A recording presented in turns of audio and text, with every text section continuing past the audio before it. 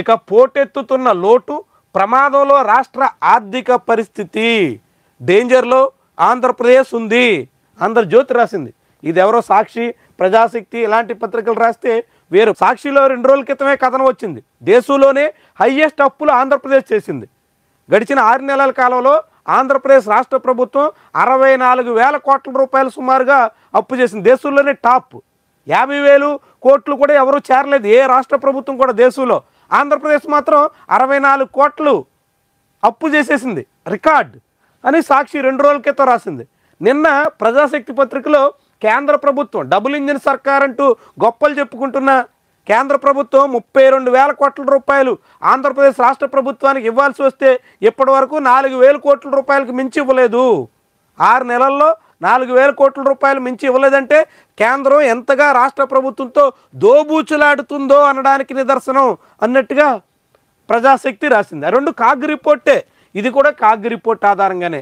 2 రోజుల తర్వాత ఆంధ్రజ్యోతి ఆంధ్రప్రదేశ్ ప్రమాదంలో ఉంది అనే మాటను అంగీకరిస్తుంది. చంద్రబాబు సర్కారు అసమర్థవంతంగా సాగుతోంది అంటూ రాస్తుంది. చూడండి, కట్టలు తెంచుకున్న రెవెన్యూ లోటు 2025-26లో 33,185 కోట్లు రెవెన్యూ లోటు ఉంటుందని ఆశిస్తే 6 నెలలకే అది 46,652 కోట్లకి చేరింది. అంటే మొత్తం ఏడాది 12 నెలలకి ఉంటుందని లెక్కలేసిన దానికన్నా దాదాపు 50% పైబడి తొలి 6 నెలలకే రెవెన్యూ లోటు వచ్చింది. అంటే సంపద సృష్టి ఎక్కడా? చంద్రబాబు సర్కారులో ఆదాయం డేలా పడిపోతుంది, సంపద లేదు, అన్నింటా ఆదాయం తగ్గిపోయి ఖర్చులు పెరిగిపోతున్నాయి.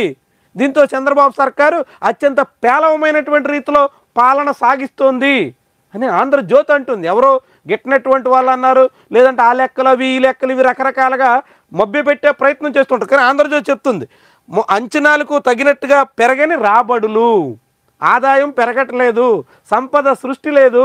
చంద్రబాబు నాయుడు ప్రతిపక్షంలో ఉండగా జగన్మోహన్ రెడ్డికి ఏం చేత కావట్లేదు, అతను అనుభవాలేమితో మొత్తం రాష్ట్రాన్ని శ్రీలంక చేసేస్తున్నాడు, అప్పులు కుప్పగా ముంచేస్తున్నాడు అని రోజు విమర్శించినటువంటి సందర్భం లేదు.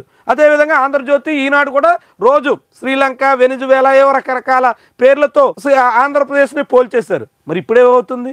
ఇప్పుడెందుకు ఇలాంటి పరిస్థితి వచ్చింది? రెవెన్యూ లేక, రాబడి లేక, రెవెన్యూ లోటు పెరిగిపోతుంటే, అప్పులు కుప్పగా ఆంధ్రప్రదేశ్ మారిపోతుంటే చంద్రబాబు ఏం చేస్తున్నట్టు? ఇంత అసమర్థవంతమైనటువంటి పాలనతో ఎట్టా ఏపీని గట్టెక్కిస్తున్నట్టు సమాధానం చెప్పాలి కదా.